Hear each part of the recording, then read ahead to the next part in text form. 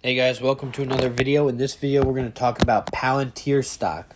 So there was a report that came out last week about Palantir being a $5 stock, and a bunch of YouTubers weighed in. So I'm going to kind of give my opinion and go over what they think. If you guys appreciate this video, please like, subscribe, comment below, ring the bell notifications. Let me know what you think, what I could have done better, and if there's any other stocks that you guys have in mind that you want me to take a look at. Also keep in mind that this is not financial advice, more just financial opinions. You have to do your own due diligence, but let's jump into it.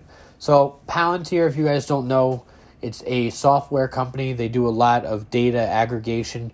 They do a lot of work with big commercial companies as well as the government, and they're a high growth stock that recently went public, and their stock has basically just been devastated, as with many other stocks, since November. And a short report came out basically saying that Palantir is a $5 stock. So, like I said, 3 prominent YouTubers weighed in. So I'm going to take their summaries. I'm going to go over what they think, present their findings, give you my own ideas, and you guys can decide if it's something that you guys want to invest in or not. So, first off, though, let's look at the chart of Palantir. So if you look at the chart, it's just been falling off the cliff since November, currently at 1265. The MACD looks like it's starting to curl upwards, but it's just been an overall downtrend. The RSI is very, very oversold at this point, popping back up. Could be a potential reversal, but we shall see. So anyway, we're going to go into the report. This is the report. Palantir fair value of $5. We're not going to go through all of the author's points here, but basically this is just what he thinks. He thinks right now it's a $5 stock. You guys will have to determine to yourselves if that is a correct assumption or not. But anyway, so the first YouTuber that I watched that kind of weighed in on this is Charlie from Zip Trader. I'll leave the link to his page in the description. He basically made up the point that he believes that Palantir is not a $5 stock. He believes that's crazy. He thinks it's going to be a lot higher. So just keep that in mind as I'm going through all of his ideas.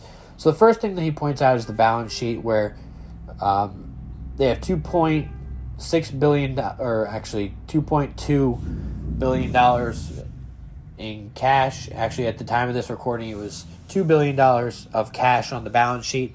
So right then and there, they have $2 billion free cash in the business to do whatever they'd like, whether that be push it back into the business or to reinvest in themselves, offer a dividend. It's tremendous. So that's one point that Charlie made. The second point is that there's no debt on their books. So no debt, $2 billion in cash.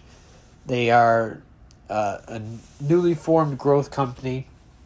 They are 2 decades, 20 years old. They were a private company that now went public.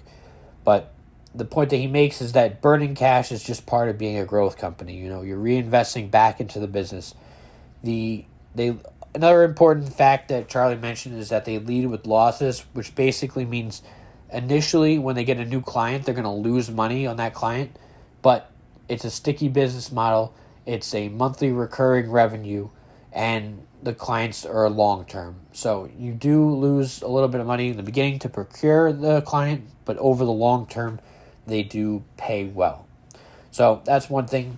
Going back to what I said before about having no debt and having cash on the balance sheet, they could offer dividends if they wanted, and that would definitely look better in the eyes of Wall Street, and it might help the stock price from falling as quickly as it has.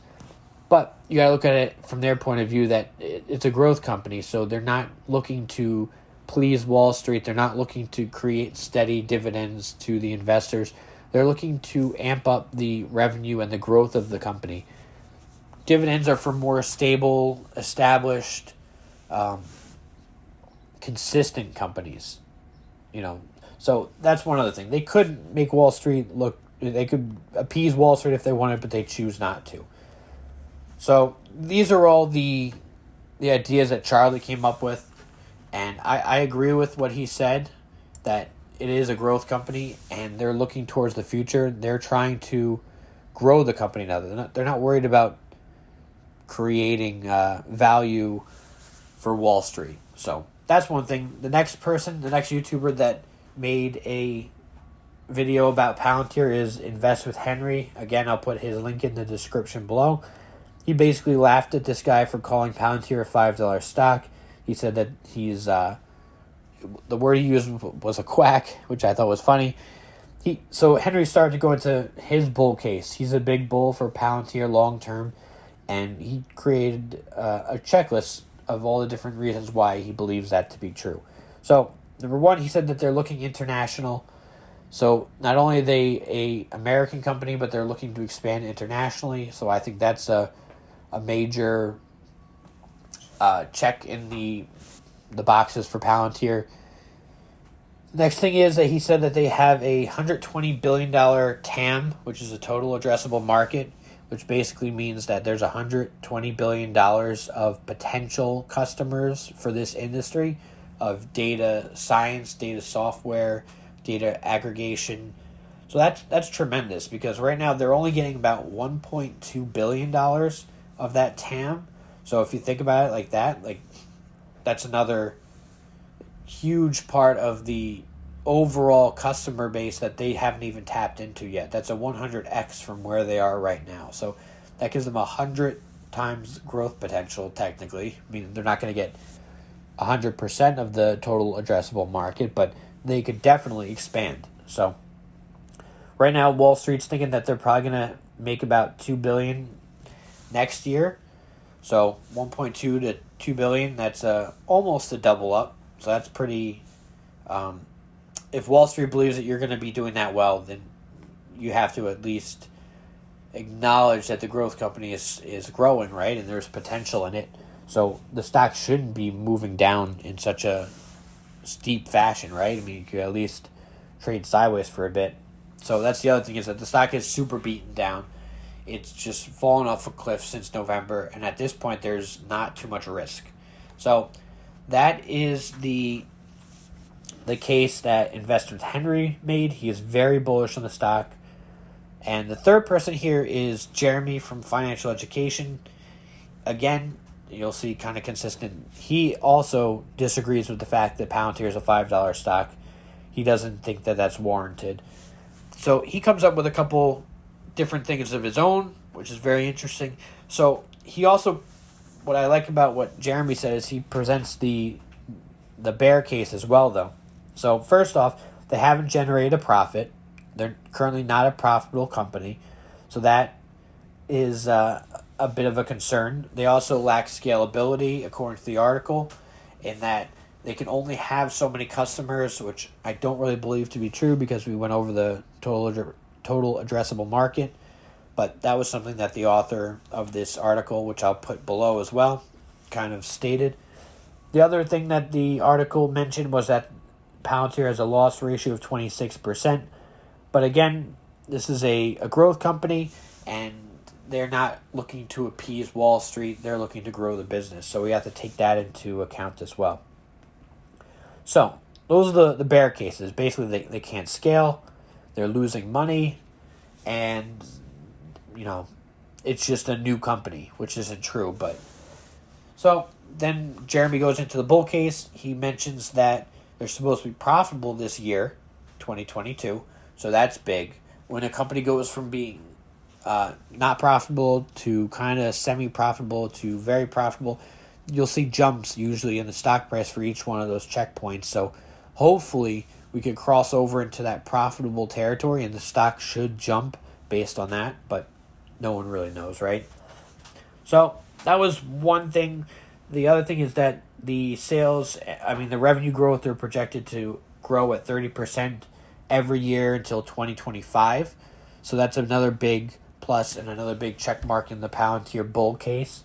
If they're going to grow 30% for the next couple of years, that's tremendous. The other thing that Jeremy mentioned was in the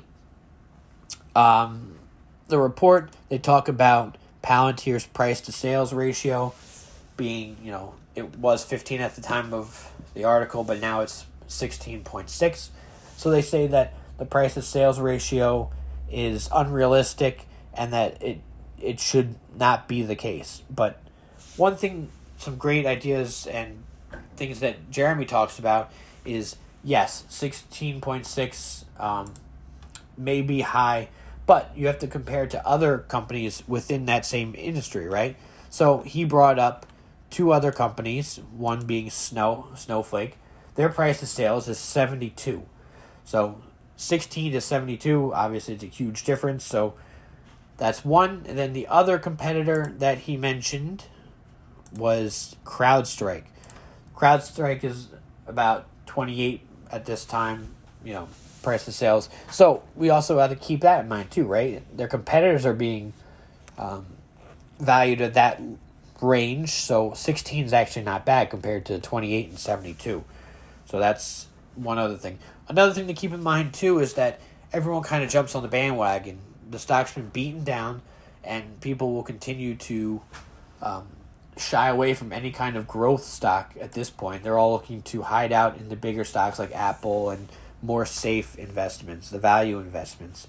So that's another reason why the stock price hasn't kind of popped back the way we would have hoped. But anyway, so the other case that Jeremy makes, which is very interesting as well, is the valuation of the company. So Palantir was but it was valued at $20 billion in 2016. That's when they had their latest funding round as a private company. Then they went public, obviously. But so if you look back at 2016, the company is valued at $20 billion, right?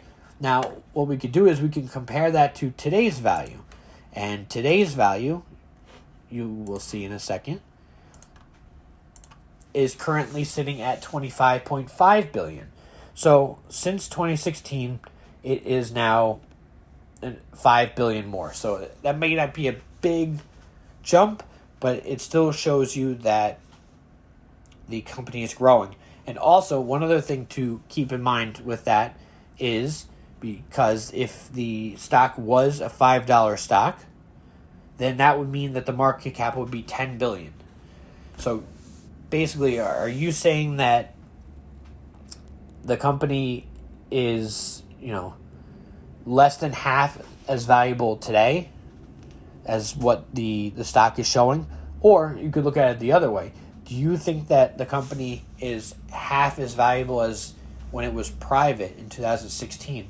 Meaning that over the last 6 years, do you think that Palantir and everything in the fundamentals has actually decreased by half? I don't think that's the case. So I think that $5 a share is unrealistic. I think we can all agree with that. But what we have to do is we got to see where we think it's going to actually go. So, but that's a video for another day. Hope that we can at least agree that it's not a $5 stock, and we could all move on from that. But let me know what you guys think in the comments below. Thank you, and I'll see you guys on the next one.